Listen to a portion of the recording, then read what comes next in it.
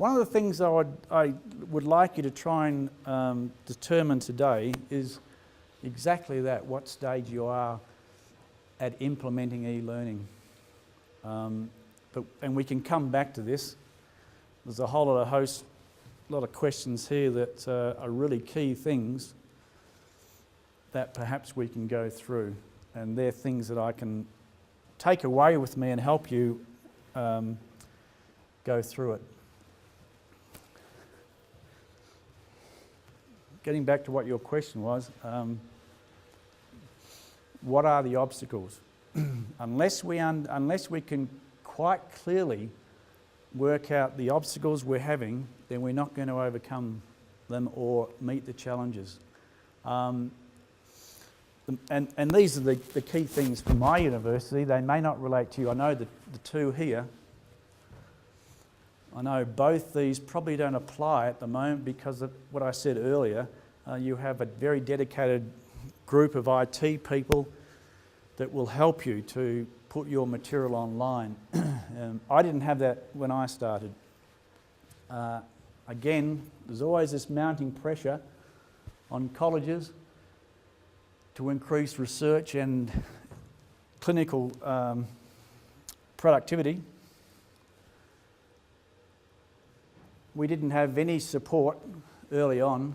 There was no money for anything that I did to try and help me employ people, to get advice, etc., etc. And that's going to be was a major deterrent for me. I'm not sure if it's the case with you. Key thing about medical staff, pharmacy professionals, they're often very busy in their professions, and therefore they don't have the time or the understanding to do e-learning. It's not a priority for them. So there's some of the major obstacles.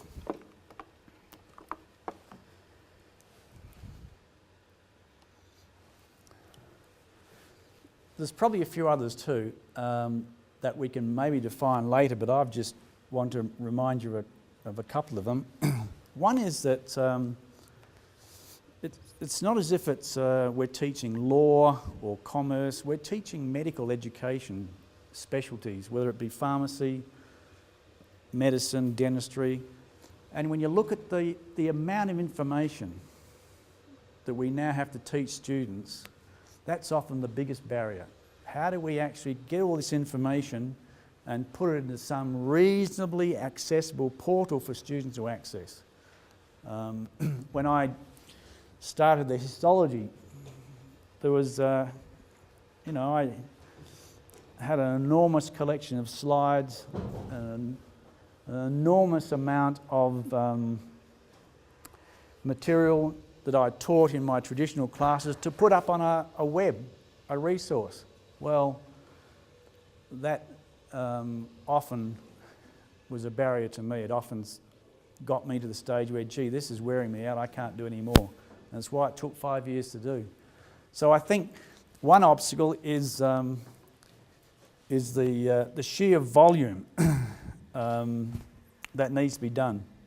And it's often insurmountable by one institution, which is why I'm trying to encourage you later on to find partners and collaborators. I've mentioned a couple of other obstacles. One is recognition. I mentioned the fact that I wasn't recognised for doing what I did earlier on, but hopefully you will be, because you're all in a group approaching the same problem. And that recognition has to come in a number of ways. It can't come in higher salaries, I don't think, because universities don't work that way. It might come in recognising people with awards, teaching awards. It might come with recognising people by saying, well, this individual has gone about to put their courses online, add e-learning content. They could be recognised by sending them to a conference on e-learning, etc., etc. There's other ways you can get over obstacles just by providing recognition. And there's lots of different forms of recognition. Promotion is another one. In our university, up until 1997, 8, you couldn't get promoted based only on your teaching. Doesn't matter how good you were. University's now changed. And that has really, I think, opened the way for a lot of our staff to actually go down the path of improving and reinventing their whole teaching mission, because they can then use that for promotion. Another obstacle that I've found, and this is really a technical obstacle, and I mentioned it a minute ago, and that is earlier on, and even now, there's a problem with servers. Do you have reliable servers here? There's no problem with students accessing the material? Yes, we have. Problems, or? We have some problems. Yeah. I think that's, to me, it was the biggest obstacle. One of the biggest, because suddenly you have a server in a university like we had, where the server was put in a room which wasn't properly air conditioned, so it was always breaking down. And I was inundated with emails every day. Geoff, I can't access your slides, I can't access your lectures, I can't access your PowerPoint today. The server's not working. Saturday and Sunday, Monday, all days through the week, I'd get these emails. And that would frustrate me, and as I said, it almost made me just say, right, forget the whole thing. Now we have a better server, but even now there's a pressure on it, because, and I didn't realise this, that it will only handle a certain number of students accessing sites at any one time. So that to me was one of our biggest problems. The fact that you need a server that's reliable, because I don't know what this country's like, but in Australia, if you have an online course, like we had a situation 2 weeks ago where students had to do an exam on a Monday, and it is an online course. All the lectures are provided through an e-learning platform. It's not Blackboard, it's a similar one. They're all similar. Something crashed with the server, and the students didn't have access to certain resources over that few days before their exam, and they have a liability claim against the university.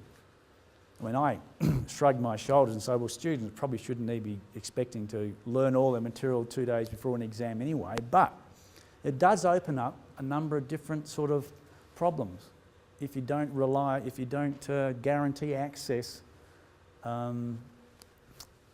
regularly to the students, and that was a big problem I had earlier.